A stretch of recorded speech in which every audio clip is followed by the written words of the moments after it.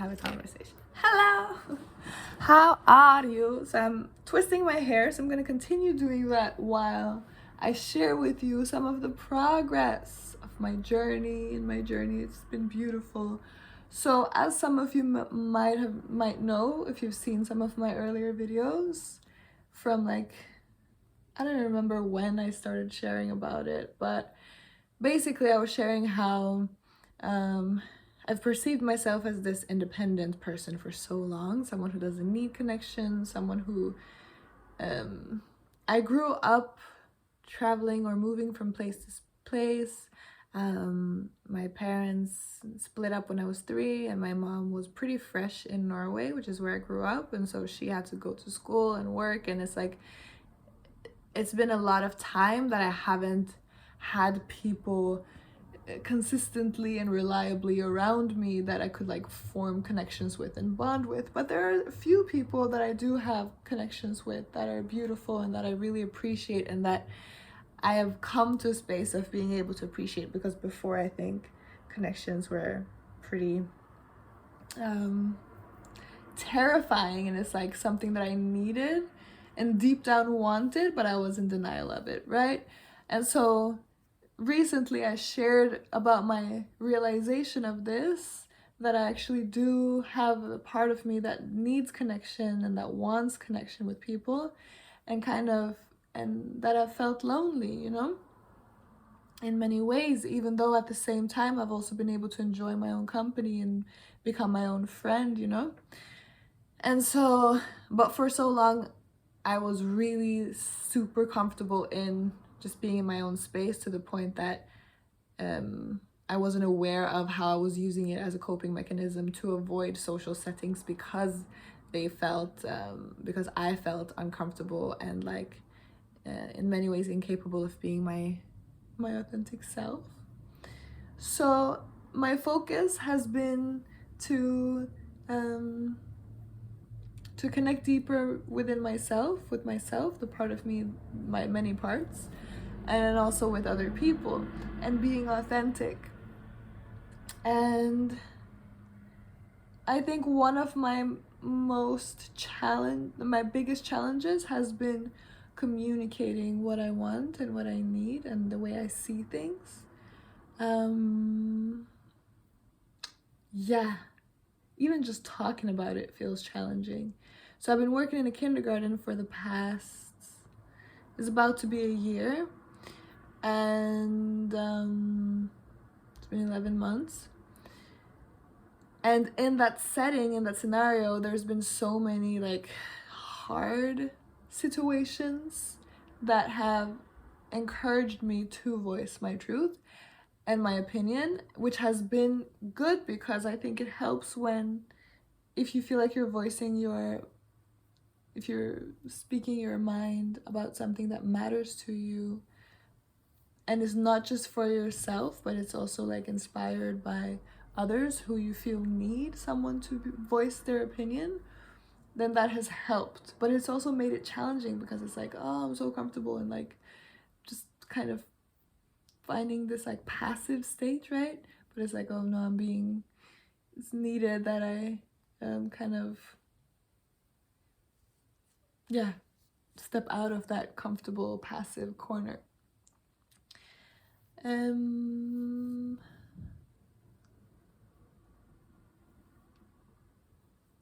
So yeah, the areas that, when it comes to connection, I've been able to meet like a couple really nice people and like maintain a really nice connection and be honest about what I need, what I want, to like the best of my ability, right? It's been a conscious practice.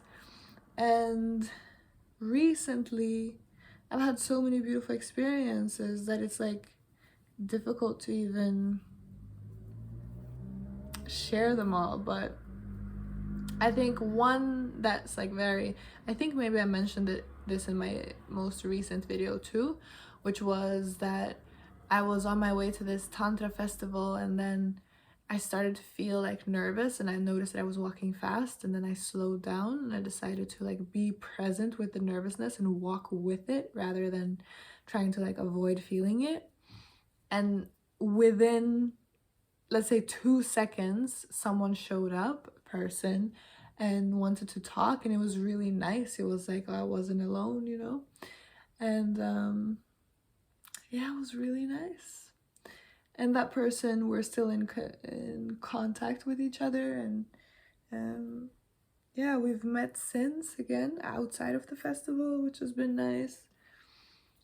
And I felt like, oh, one of the beautiful things that I've learned about, so I feel like I'm learning about connection, right? It's such a sensitive topic for me. And I think that's one of the beautiful things about the areas of life that are sensitive to us. So to someone else, it could be something else, right? Like freedom, or I don't know. And so to have this sensitivity and this like attention to it because it's a sensitive area, I feel like I'm able to notice things that are beautiful and empowering and that I'd like to share. So one of them being, there was a point when I was talking to another person and we were sharing, and it was so beautiful to just hear this person share, and I felt like I'm receiving. And then some other people came and they were sharing, and every time people came up, because there was like this venue situation where things were kind of gonna happen, but then things weren't happening, so and then we just ended up sitting there talking either way.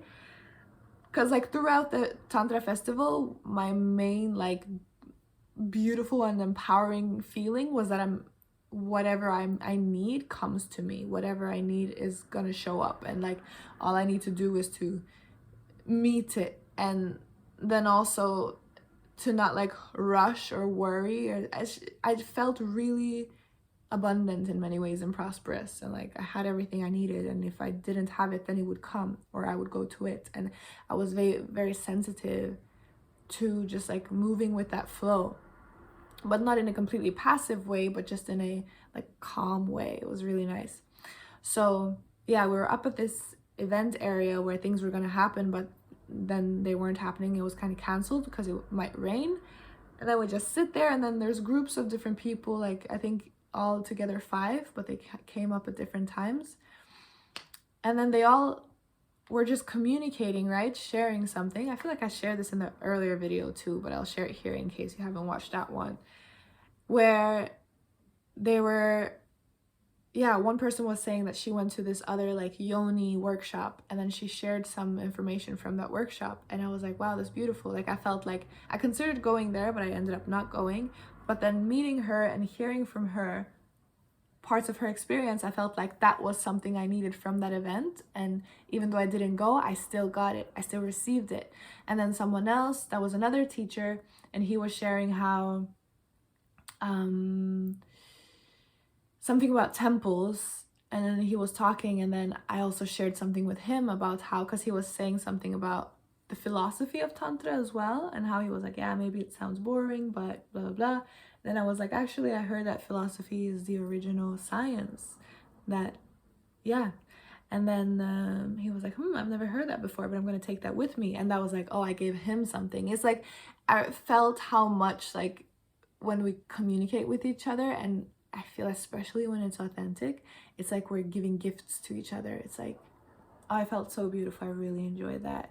And that's something that, yeah, I really want to be conscious of, and like I want to experience as often as possible in the meeting of people, situations, experiences where it's like there's a gift in this for me, you know, it's here for me in some way, to some capacity.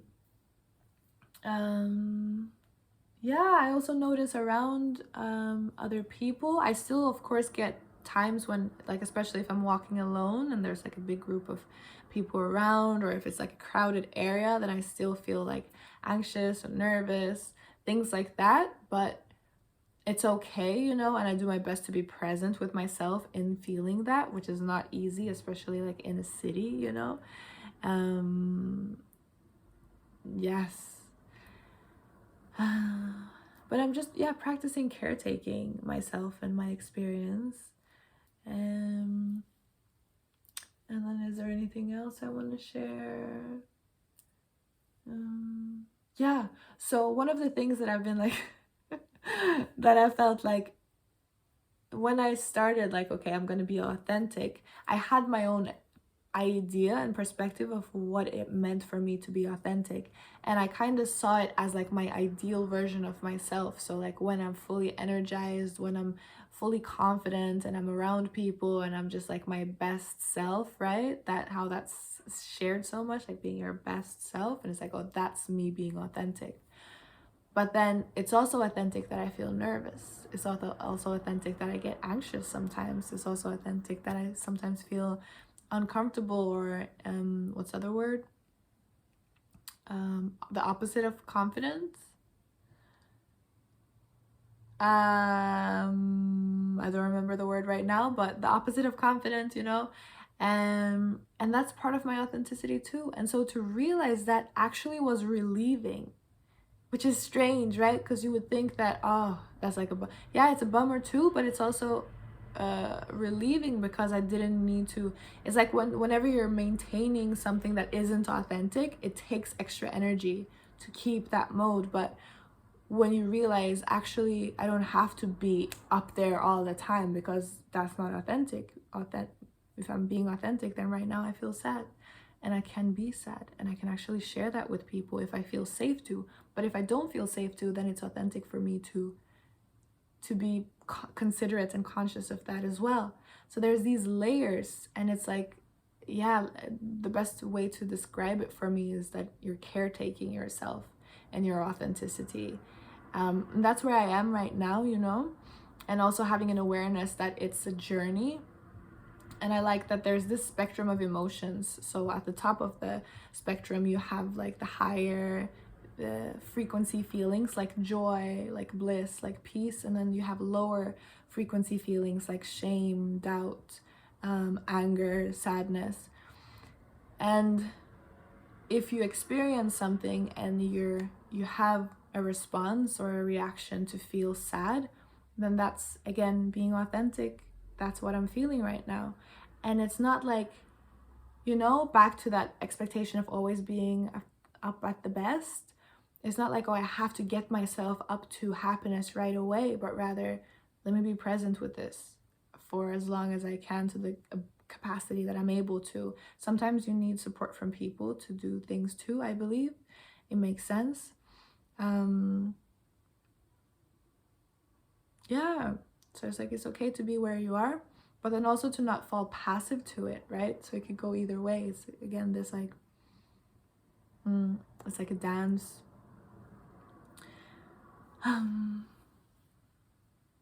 Yeah, that feels like everything I wanted to share. So I'm gonna end the recording here. I hope you're well. If you feel like you want to practice being more present with your feelings, then I'd love for you to send me a message on like Instagram or through my website, celinadebea.com, because I do wanna, that's something I want to practice, facilitating a safe space for people to be present with how we're feeling, to be authentic. I need that myself as well, so it would be a beautiful exchange.